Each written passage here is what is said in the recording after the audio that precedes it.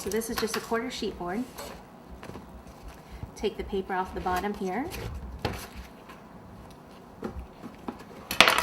Take some buttercream and put it down there at the bottom.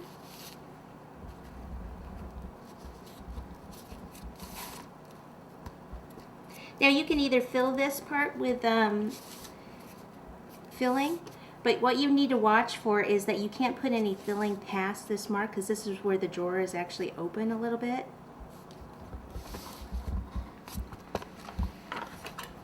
But I'm not putting filling, so I'm just going to put some buttercream in here. And then take my next piece of cake.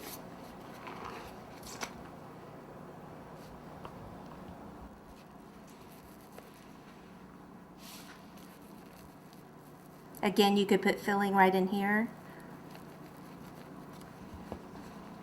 And then take your last piece of cake.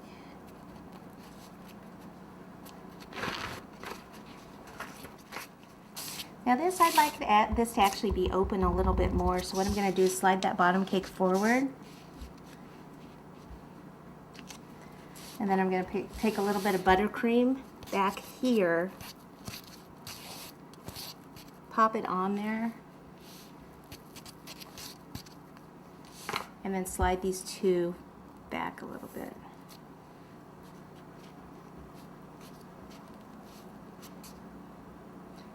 That way this buttercream that's under there will support it. We'll put some more buttercream down there. If you had extra cake, you can put some extra cake down there. Okay, and then I just want to ice the rest of it.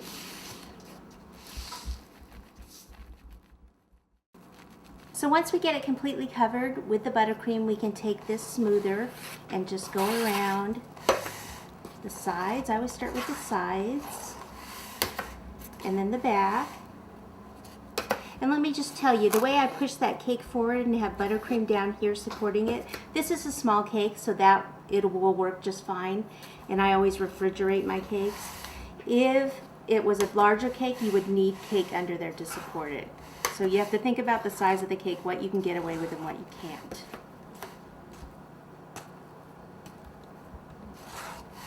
Okay, and then come across the top here. Come in from the outer edge, in. Get that excess off your icing blade, and then come back at the sides again. And then this part, come straight in here, and then back at the front.